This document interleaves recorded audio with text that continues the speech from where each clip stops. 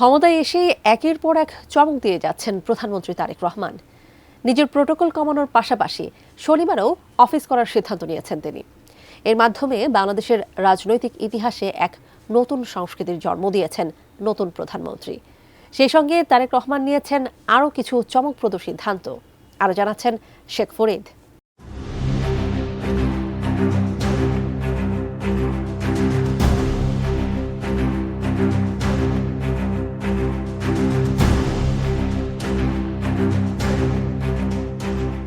রাস্তাঘাট বন্ধ করে দুপাশে আইনশৃঙ্খলা বাহিনীর কঠোর পাহারায় গাড়ি ছুটতে দেখা যেত প্রধানমন্ত্রী কিংবা কোনো ভিভিআইপি।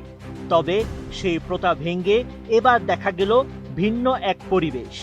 রাস্তায় গাড়ি ছুটছে, চলাচল করছেন সাধারণ মানুষ। তার মধ্যেই প্রধানমন্ত্রীর গাড়িবহর এক জায়গা থেকে যাচ্ছে অন্য জায়গায়। আবার সেই গাড়িবহর খুব একটা লম্বা নয়, নেই প্রোটোকল কিংবা প্রহরীর বাড়াবাড়ি। সেই সঙ্গে কোনো কোনো জায়গায় দীর্ঘ সময় সিগন্যালে বসে থাকছেন প্রধানমন্ত্রী।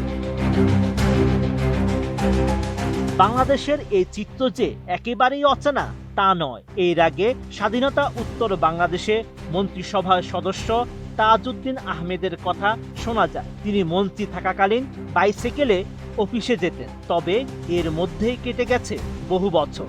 অনেক মন্ত্রী বাসে, ট্রেনে চেপে অফিসে যাবেন, প্রতিশ্রুতি দিলেও চেয়ারে বসে বেমালুম ভুলে গেছেন। প্রধানমন্ত্রী তারেক রহমান সেই ক্ষেত্রে ব্যতিক্রম।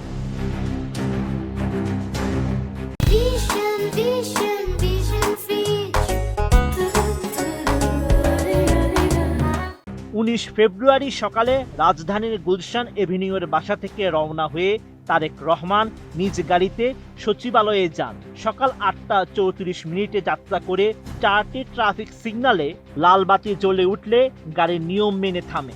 সকাল 9টা 15 তিনি বাংলাদেশ সচিবালয়ে পৌঁছান। পুরো পথে সময় লাগে 41 মিনিট।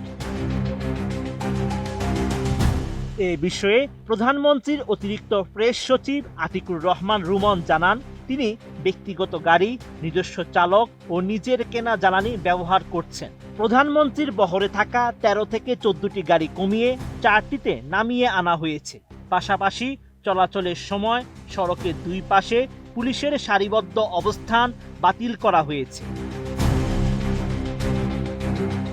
এছাড়াও তারেক রহমান আরও বেশ চমকপ্রদ সিদ্ধান্ত নিয়েছেন। তার মধ্যে রয়েছে সাধারণ চলাচলে গাড়িতে জাতীয় পতাকা ব্যবহার না করা, কেবল রাষ্ট্রীয় অনুষ্ঠানে এটি ব্যবহার করা হবে।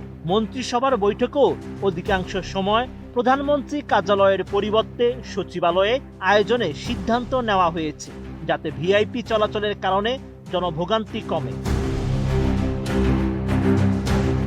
রাজনৈতিক বিশ্লেষকরা বলছেন, প্রধানমন্ত্রী হিসেবে দায়িত্ব নেওয়ার পর মাত্র কয়েক কার্য দিবসের মধ্যেই নেওয়া এসব সিদ্ধান্ত অনলাইন ও অফলাইনে ব্যাপক আলোচনার জন্ম দিয়েছে। এই সিদ্ধান্তগুলোর বাস্তবায়ন ও জবাবদিহিতা নিশ্চিত করা গেলে প্রশাসনে ইতিবাচক পরিবর্তন আসবে এবং নতুন বাংলাদেশ গঠনের লক্ষ্য এগিয়ে যাবে।